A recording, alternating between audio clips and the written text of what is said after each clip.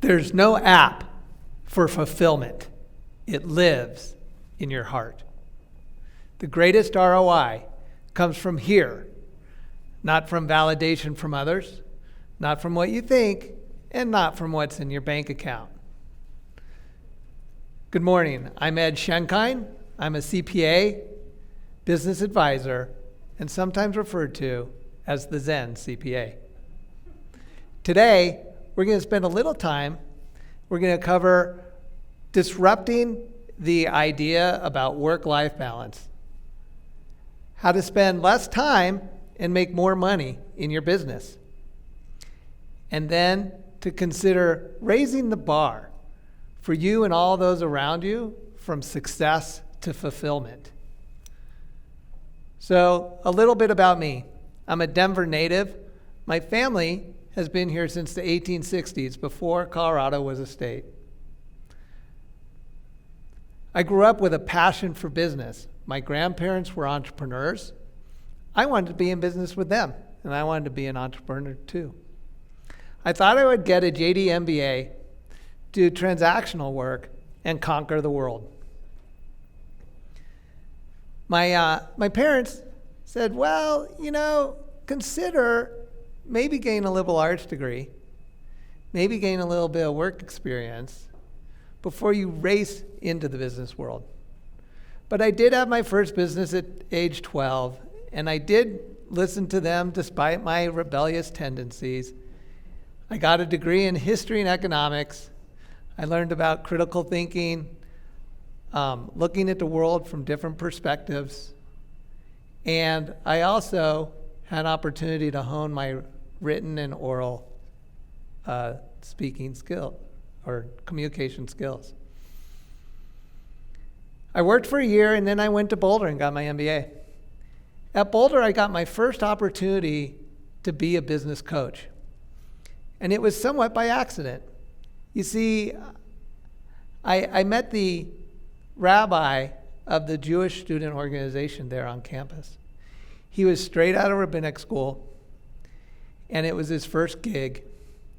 And in rabbinic school, they don't teach you how to read a financial statement, raise money, or do marketing and PR. So I had some skills and knowledge that I could share with Rabbi Avi. And the rabbi and I hit it off quite well, and he could share with me and I could share with him, and I joined the board and eventually became president.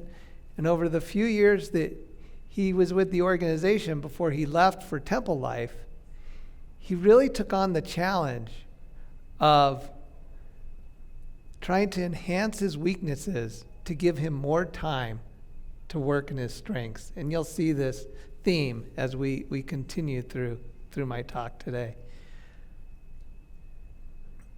After I was in Boulder, I then moved on into my public accounting career.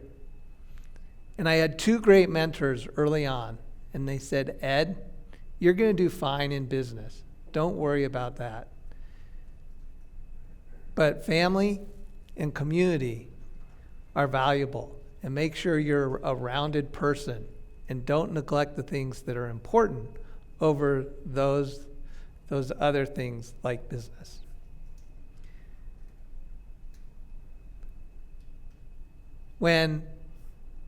So I grew my own firm. I had the opportunity to start my own firm with one of my partners from one of those two mentors that I had spoken about.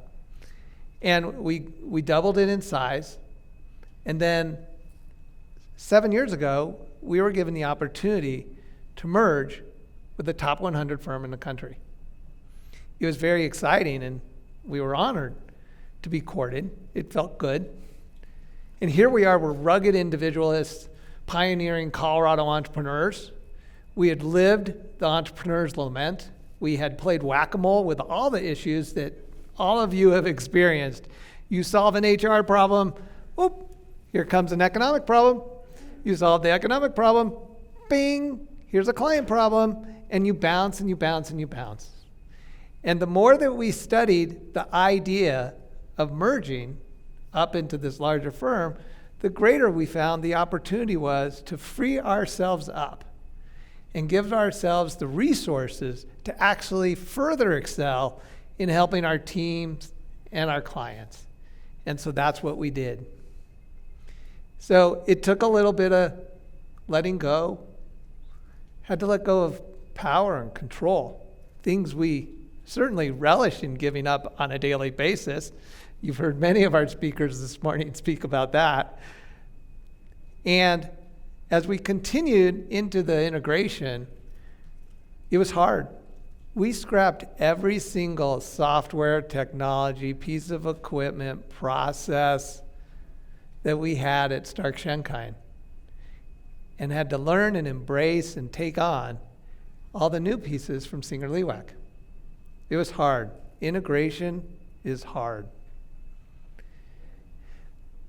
Move forward a couple of years beyond that, and we had our game back, feeling strong, feeling good. My life was good. My home life was good. I had a good life, and I could have continued at that point. But I felt something gnawing inside of me, and I knew there was more to me and that there were untapped things inside of me. I was kind of living toward other people's expectations and validation. I wasn't using my voice, and I didn't know how much of me there was more to give and to learn about. And I was curious, and I was, a little rudderless at that point. And I spoke to some friends, and they said, "Go talk to Doug McGee, you know him." And I said, "Okay." And Doug had just launched Realm.men. And I knew that I was ready to climb a new mountain. I didn't know what the mountain was and what would be at the top, but I did know that people had success with him and that he had a program that I believed I could use as a structure. And then lastly, it had a daily accountability, which I didn't have in any of the systems I had elsewhere in my life. And so I started working with Doug and in Realm. And then leave it to him, he kicked me in the butt one more time about a year and a half ago, and he said, "Ed, I know that voice is still in there. What is it that you have to share? How you can get that wisdom out in the world?" So I reflected. It was 4th of July weekend, 2019. And I sat down and I journaled and I thought, and I remembered a client of mine kind of lovingly teasing me about, "Ed, you're my Zen CPA. I always feel calmer, clearer, get a plan, and know how to get into action after I speak with you." So I said, "Hey, great, I'm going to be the Zen CPA." So I got myself a domain name. I started writing down about 24 list of topics I felt I really had something to talk about. And then as quickly as I did that, I realized that taking that on was like further down in my list of priorities than the time I could really provide to it to make it soar.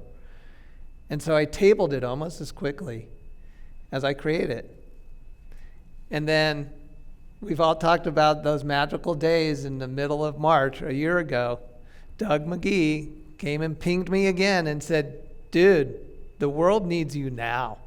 If there's ever a need for wisdom, it's now. Can you stoke up the engines and refire up the Zen CPA?" And I said, "Yeah." And so I curated it some more, and I talked to my partners and eventually came to the idea that this was not an ed-centric thing. This was more about how do we as a firm infuse our teams and our clients with those pieces that raise their worlds, make them more successful in their life, and that from that success, we all would be successful. And so these success strategies are a little bit of what I'm going to share with you right now. First, the work-life balance. Now, if there's ever a term that I hate, it might be this one, and I don't use the word hate. You have work over here, and you have life over here. And I love what I do, and I love my life, and I infuse them together. And I see a teeter-totter. And teeter-totters are never in balance. So why try to balance something that doesn't? That would be fool's play. So to me, and this is part of how I deconstruct the Greg Aden construct of Ed shrinking in size from weight loss, yet still loving pie. Because I look at the world and my life as a pie. So think about it. Your roles and your responsibilities are each slices of that pie. For me, I take care of my physical, emotional, spiritual, and mental well-being. I'm a husband, father, son, brother, partner, leader, advisor, and activist, among many other roles. Lots of little slices in that pie. And I may spend time in this slice, like helping my mom at her condo or helping her with her finances. But that doesn't mean I'm not being cognizant of what my kids need or what my business needs. I just have to be mindful. The takeaway from that, and what we've done in bringing that to our teams and to our clients, is that people find how much, when they look at the time that they're spending, they learn, where do I want to spend my time? How can I free up my time and be in charge of, your own pie? So think about that. Next, I want to speak to you a little bit about spending less time and making more money in your business. Now, if you remember about Rabbi Avi, he was trying to learn these skills, business skills. And they don't teach that in rabbinic school, like I said. And he quickly figured out for himself, which was brilliant because not all people can do this.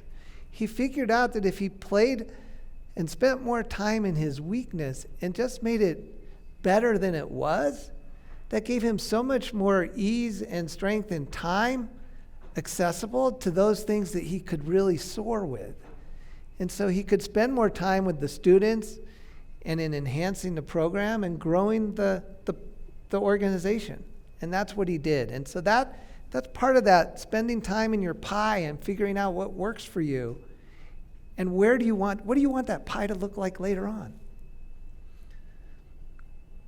So in our businesses, do you know of anybody who doesn't want to spend less time and make more money in their business? I don't, okay? And they don't care about, in part, the necessary evils of business persist, but how do we get the real value out of it? It's where do we spend our time and how do we increase the time in our strength and genius? So if you took your 50-hour week, and I hope you can limit it to 50, because I know Luke's cheating on that number, but if you take that 50 hours and you say, how much of my time, writing down all the things I do in a week, how much of my time is in my strengths and genius? What's in the categories of things I don't like to do, I don't want to do, I'm not good at, or I can delegate? If you can find 20 hours a week in those categories, strip it away. Add 10 hours a week in your genius. So you're working on helping your team. Maybe it's spending more time with clients. It might be going out and doing more business development. If you spend one day a week more in your genius, what do you think that'll do for your bottom line? I haven't talked about stroking any checks to spend a lot of money to make your business grow. The other piece I'll tell you about that, spending your time and protecting it, is I have what I call client protection plans when it relates to their time. If you grow your business 20% and it takes 20% more of your time, that's a crappy business model. That's not a good growth model. Now, Mary hopefully it's protecting her clients from overexerting themselves, right? So what you have to figure out a way to do is, how can you have smart growth and pull yourself away further and focus on the things you're good at and insert resource where you can step away. The impact of that is, happier clients, more profitable clients, and in our world, happy clients that are growing means more work to do. And so it comes back to us when we serve our clients in that way. Lastly, it's raising the bar in terms of how we look at business.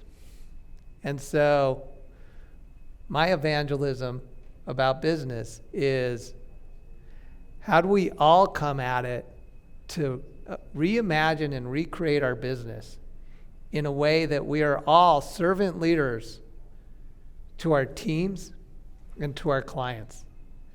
And when we are outwardly giving and showing that gratitude that was spoken about earlier by Jandel, when we show our team how much we care and not worried about, focusing on what needs to get done and when it needs to get done by and why, if we raise the hearts and minds of our people and we raise the hearts and minds of our clients, it will come back to us over and over again. And so in leading our businesses, I believe if we are true servant leaders and we rebrand and recalibrate the way we do our work and help others succeed, we ourselves and they will all get fulfillment. So again, work on your pie. Play with it now. Get dirty. Get messy. Mary's got a little boy. She can tell you, if you took a 3-year-old and you put a blueberry pie in front of him and you watched him eat, there would be pie everywhere, right? Get dirty and messy while you're playing with your pie. And think about what your pie is today and what you want your pie to be in the future. Slices may vary in size from time to time, and your priorities within the roles and responsibility of your life may change as well. But you get to be the baker. Make your own pie. Next, I didn't see any hands for anybody who said they wanted to work more and make less. So I'm assuming everybody wants to spend less time and make more money. Take the time to disrupt yourself. This is about changing behavior. And all of us have that stubborn quality inside of us. Shake it up. Let go of those things you're beholden to that you don't have to do. Give yourself the freedom and the time to stay in your strengths and genius. That's where you belong. That's where we all belong. And lastly, religion aside, be that evangelist when it comes to being a servant leader. Serve all those people around you. Jandel spoke about it very well, and others have as well. You use servant leadership to help raise all the boats. And lastly, lead and live from your heart. That's where your fulfillment is. Thank you. Thank you, Ed. Appreciate it. I've known Mr. Schenkein for years, and again, you're an inspiration. He's well connected here in Denver. CTLF, I want to give them a shout out. Colorado Thought Leader Forum. You've been with them for forever. You're one of their big sponsors, and you and I have been. We've shared seats, so to speak, within that organization. Right. And servant leadership, heart-led leadership. Similar question to what I've asked some of the other speakers. If you're speaking with a 18 to 20-year-old who is learning about leadership for the first time, and they don't understand the pie, but they understand the roles they're playing, and with them, there's probably only 2 or 3. For you and I, it might be 7, 8, or 9. What do you say to them about focusing on what's really important to them? And the second question is, how do you encourage them to be better leaders, even if their parents aren't in tune with what they want? Great question. So with a recent college grad and one kid in college, and now I'm getting calls sometimes from, like yesterday I got an email from the son of a 30-year friend of mine. Really, it's about being themselves. Okay. You know, I start with, don't worry about what everybody else is thinking about you. Yeah, you have to conform in a manner to get noticed in part when you're applying for a job and things like that. But that their own uniqueness is what will serve them. Yeah. And that's your authentic self anyway. Right. Don't try to be someone you're not. Beautiful. And exploit the beauties within you. And that's what I tend to tell them. Awesome. Be unique, be your authentic self, and be a servant leader. And again, I share with the younger leaders out there that are watching this. It's not easy to lead, but that's where the juice is. It's not about being in front of the room. It's about being next to someone. It's about being behind someone. Leadership is not all what it's shaken up to be, and it's a privilege and an honor to do that. And thank you. I appreciate what you said today. Thank you, Greg. Thank you.